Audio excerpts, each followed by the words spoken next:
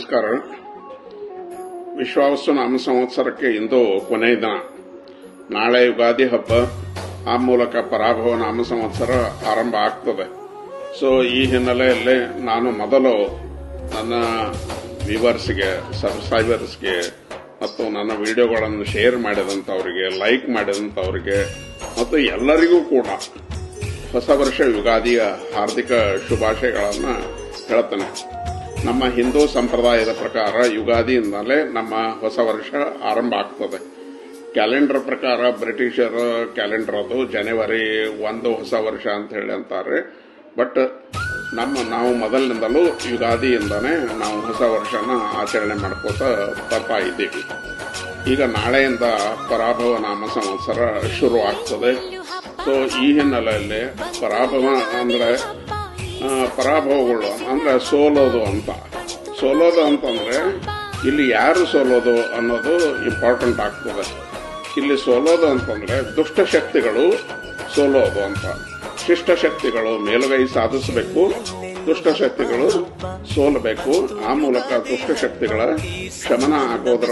ಶಮನ ಆಗಬೇಕು ಮತ್ತು ಶಿಷ್ಟಶಕ್ತಿಗಳ ಶಕ್ತಿ ಯಾವಾಗಲೂ ಕೂಡ ಬಲಾಢ್ಯವಾಗಿರಬೇಕು ಅನ್ನುವಂಥದ್ದು ಒಂದು ನನ್ನ ಅಭಿಮತ. ಪರಾಭವ ನಾಮ ಸಂವತ್ಸರ ಅಂದ್ರೆ ನಾಳೆಯಿಂದ ಶುರು ಆಗ್ತದೆ. ಚೈತ್ರ ಮಾಸ ನಾಳೆಯಿಂದ ಶುರು ಆಗ್ತದೆ. ಈ ಹಿನ್ನೆಲೆಯಲ್ಲಿ ಯುಗಾದಿ ಹಬ್ಬ ಮುಂದಿನ ಈ ವರ್ಷ ನಾಳೆಯಿಂದ ಆರಂಭ ಆಗುವ ಯುಗಾದಿ ಹಬ್ಬ ಎಲ್ಲರಿಗೂ ಕೂಡ ಈ ಭೂಮಿ ಮೇಲೆ ಇರುವಂತ ಪ್ರತಿಯೊಂದು ಜೀವಿಗೆ ಎಲ್ಲ ರೀತಿಯಿಂದ ಶುಭವನ್ನ ತರಲಿ, ಎಲ್ಲ ರೀತಿಯಿಂದ ಆರೋಗ್ಯ ಐಶ್ವರ್ಯ ತಂದುಕೊಡ್ಲಿ ಅಂತ ಹೇಳಿ ನಾನು ಮೊದಲು ದೇವರಲ್ಲಿ ಪ್ರಾರ್ಥಿಸ್ತೇನೆ. ಈಗಿನ ಸಂದರ್ಭ ನೋಡಿದರೆ ನಮಗೆ ಎಲ್ಲ ಕಡೆನೂ ಕೂಡ ಶಾಂತಿಯ ಅವಶ್ಯಕತೆ ಹೆಚ್ಚಾಗಿದೆ. ಈಗಾಗಲೇ ನಾವು ನೋಡ್ತಾ ಇದ್ದೇವೆ, ಒಂದು ಕಡೆ ಅಮೆರಿಕ, ಇಸ್ರೇಲು ಮತ್ತು ಇನ್ನೊಂದು ಕಡೆ ಇರಾನ್ ಮಧ್ಯೆ ಯುದ್ಧ ನಡೀತಾ ಇದೆ. ಮತ್ತೊಂದು ಕಡೆ ಪಾಕಿಸ್ತಾನ, ಅಫ್ಘಾನಿಸ್ತಾನ್ ಮಧ್ಯೆ ಹೋರಾಟ ನಡೀತಾ ಇದೆ. ಸಾವಿರಾರು ಜನ ಅಮಾಯಕರು ತಮ್ಮ ಪ್ರಾಣವನ್ನ ಕಳೆದುಕೊಳ್ತಾ ಇದ್ದಾರೆ. ಅಮೆರಿಕ, ಇಸ್ರೇಲ್ ಮತ್ತು ಇರಾನ್ ಯುದ್ಧ ಶುರುವಾದಾಗ ಮಕ್ಕಳು ನಿರ್ಭಯವಾಗಿ ಸಾವನ್ನಪ್ಪಿದಂತಹದ್ದನ್ನು ನಾವು ಮರಿಲಿಕ್ಕೆ ಆಗೋದಲ್ಲ.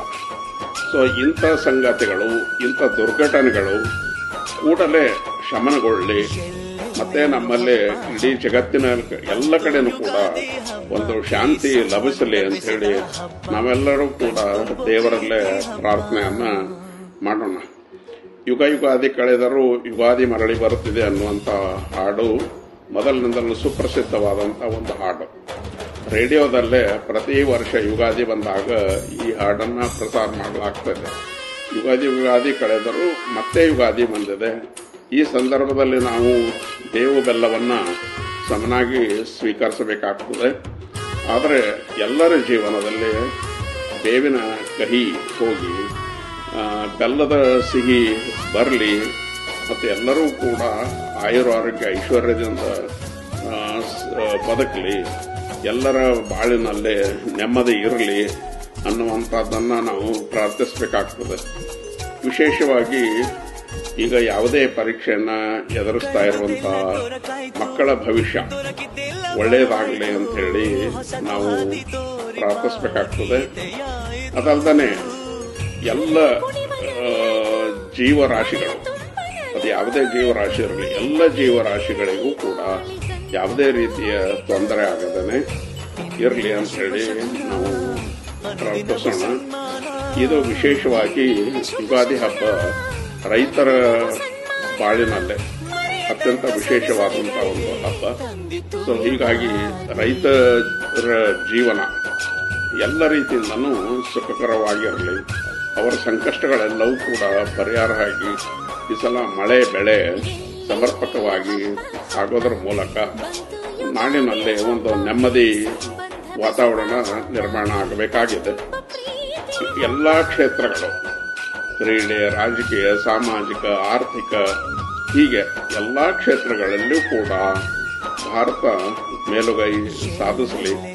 ಶಾಂತತೆಯನ್ನು ಕಾಪಾಡಿಕೊಂಡು ಹೋಗ್ತಾ ಇರುವಂಥ ನಮ್ಮ ದೇಶದ ಒಂದು ರೀತಿ ನೀತಿಗಳನ್ನು ಎಲ್ಲರೂ ಕೂಡ ಅನುಕರಣೆ ಮಾಡಲಿ ಅಂತ ಹೇಳಿ ನಾವು ಒಂದು ಚಿಕ್ಕದಾದಂಥ ಒಂದು ಮನವಿಯನ್ನು ಕೂಡ ಮಾಡಬೇಕಾಗ್ತದೆ.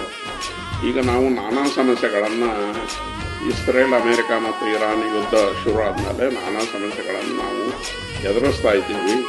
ಈ ಸಮಸ್ಯೆಗಳು ಆದಷ್ಟು ಬೇಗನೆ ಇತ್ಯರ್ಥ ಆಗಲಿ ಮತ್ತು ಯಾವುದೇ ಜನರ ಜೀವನಕ್ಕೆ ಅನಾನುಕೂಲತೆ ಆಗದೆ ಇರಲಿ ಅಂಥೇಳಿ ನಾವು ಹೊಸ ವರ್ಷಕ್ಕೆ ಪದಾರ್ಪಣೆ ಮಾಡೋದ್ರ ಮೂಲಕ ಕೇಳಿಕೊಳ್ಳೋಣ.